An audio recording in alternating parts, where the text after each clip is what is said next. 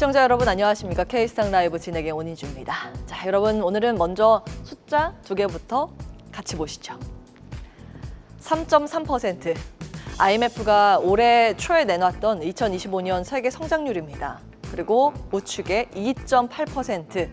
4월 관세 쇼크를 반영해서 이번에 다시 제시한 수정치입니다.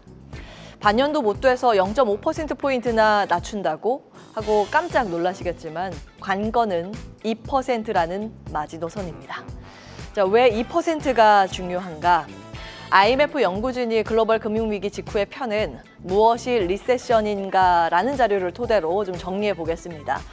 1970년 이후 글로벌 경제가 2% 미만의 성장 세를 보였었던 연도는 총 4차례였습니다. 이 자료에서는 4차례고요. 금융위기 이후에 코로나 쇼크로 인해서 그때도 2% 밑으로 내려갔기 때문에 제가 여기 한 개 더 추가해서 지금까지 보면 5차례 있었습니다. 자, 모두 선진국 다수의 마이너스 성장, 세계 1인당 소득 감소, 교역, 산업 생산 급감이 동반됐다는 통계적 결과가 있었고 IMF 월가 애널리스트들이 여기에서 2% 룰을 뽑아냈습니다. 2%를 깨고 내려가야 글로벌 리세션이라고 부르지 그 이상이면 경기 둔화일 뿐 침체는 아니다라는 거죠. 2% 룰은 법적 정의는 아닙니다. 다만 실무적 가이드라인으로 시장의 공감대가 형성돼 있다고 이해하시면 되겠습니다. 자, 그렇다면 이번엔 IMF가 제시한 올해 세계 성장률 2.8%는 이렇게 볼 수 있겠죠. 속도를 줄인 건 맞지만 아직 엔진이 꺼진 건 아니다. 다시 말해 시속 10km로 달리던 차가 8km로 감속한 단계이지 브레이크를 밟아서 후진 기어로 바뀐 건 아니라는 얘기입니다. 자, 왜 0.5%포인트 하향이 시장에서 쇼크까지 아니라고 볼 수 있는 걸까요? 지난 4월 2일 상호관세 폭탄이 떨어졌을 때 여러분 기억하시죠? 당시에 S&P 500 지수가 이틀 만에 12%나 미끄러졌습니다.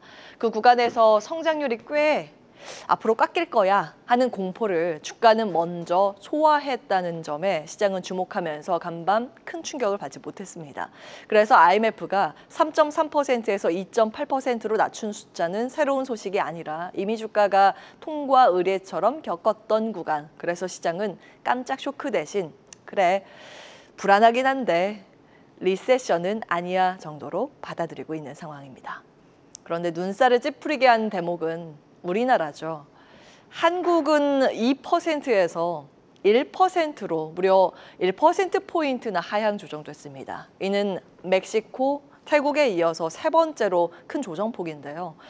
관세 우회 생산 기지로 찍힌 국가들이 덩달아서 큰 폭으로 깎였습니다. 한국의 수출 엔진에 직격탄을 예고하는 신호라고도 해석 가능합니다. 자, 그러면 지금 이제 무엇을 봐야 할까요? 내일 밤 9시에 시작될 한미 2+2 고위급 통상협상과 우리나라를 대표하는 수출 기업들의 실적 가이던스가 무척 중요해지는 시기로 진입합니다. 이곳에서 발표되는 관세 협상, 톤과 기업의 컨퍼런스 콜에서 관세 영향이 얼마나 현실 매출로 번지게 될 것인가가 경기 하반 경직을 지켜주게 될지 아니면 경기 우려를 더 키우게 될지 가려줄 신호로 작용할 수 있습니다. 자, 간밤 미국장부터 훑어보시죠. 간밤 3대 지수는 그 전날에 낙폭을 만회했습니다. 2% 넘는 상승권으로 마무리가 됐죠. 짧은 시간에 급냉해서 급반등으로 이렇게 나오게 된 건데요. 그 이유는 단 하나였습니다. 스콧 베센트 재무장관이 JP모건 초청 비공개 세미나에서 미중 양측 모두 고율 관세를 오래 버틸 수 없다. 협상은 필연적이다. 그러나 긴 여정이 될 것이다 이렇게 했거든요.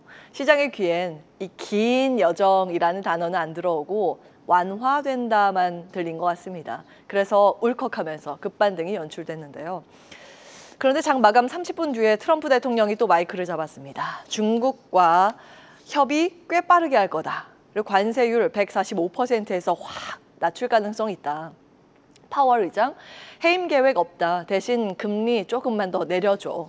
예, 똑같은 날 똑같은 이슈인데 베선트는 느리다. 트럼프는 빨리 끝난다. 바로 여기서 시장의 피로감이 사실 생깁니다. 두 사람의 속도 차가 앞으로 미중 협상과 글로벌 자산 흐름을 결정짓는 핵심 변수일 가능성이 높은 상황입니다. 단기로 보면 협상은 열린다는 신호 자체는 우호적이죠. 하지만 중기로는 말 한마디에 좌우될 수 있는 장세가 지속될 수 있기 때문에 일희일비하기보다는 실적, 밸류에이션, 경제지표 같은 펀더멘털 체크가 더 중요해 보입니다. 언제든 관세 레벨, 금리, 파월의 거취 등의 변수가 다시 수면 위로 떠오를 수 있다는 점 잊지 말아야겠습니다. 자, 요즘 조선업에 영향을 줄 만한 이슈들이 계속 눈에 들어옵니다. 어제는 프랑스 GTT 소식 전해드렸죠. LNG 선박 건조의 선행 신호라는 점 살펴봤고요. 오늘은 미국입니다. 둘 다 아직 국내 기사가 없기 때문에 시장에 반영되기 전일 가능성이 있다는 점도 염두에 두시면서 들으시면 좋을 것 같습니다. 애틀랜틱 카운슬 스코어 크로프트 전략 안보센터가 미 의회가 어떻게 미국의 조선업을 부흥시킬 것인가를 주제로 공개 토론을 열 예정인데요. 미국 동부시간 기준으로 5월 1일 오전 10시 워싱턴에서 열릴 예정입니다. 이 연사로 마크 켈리 상원의원, 토드 영 상원의원, 존 가라멘디 하원의원 등이 올라와 있는데요. 이 행사가 주목되는 이유는 미국 정부 의회가 조선 부흥을 공식 예산 테이블에 올리는 첫 공개 청문 성격이기 때문입니다. 미 의회가 배 한 척씩이 아니라 조선 산업 자체를 다시 짓겠다고 선언하는 무대가 되는 거죠. 그렇기 때문에 한국 조선업은 기회가 될 수 있고 글로벌 시장엔 새 사이클의 예고편이 될 수 있습니다. 일정 참고하셔야겠고요. 다음은 밸류업입니다. 어제 브리핑에서 코리아 디스카운트는 초당파적인 과제로 받아들여지는 분위기라는 점 말씀드렸는데요. 최근 증권사 센터장 간담회에서 자사주는 매입만으로 의미 없다. 소각이 원칙이라는 메시지가 반복해서 나오고 있습니다. 동시에 PBR과 주가 순자산 비율이죠. 0.2배 이하 기업은 존속 가치보다 해산 가치가 높다는 발언까지 나오면서 자사주, 가치주로 시선이 몰리고 있습니다. 지금 나오는 화면에는 자사주 비율이 높은 금융지주사가 정리가 돼 있습니다. 주가는 거짓말을 해도 장부, 그러니까 지분 구조와 계산기, PBR은 거짓말을 못합니다. 짧게는 6월 주총 시즌, 길게는 하반기 밸류업 코드 세부한 발표까지 자사주 소각 대규모 배당 선언이 나오는지 주목해 보셔야겠습니다. 계속해서 다양한 경제 이슈를 알고 싶다면 구독과 좋아요, 알림 설정 부탁드립니다. AI 캐스터 권미정이었습니다.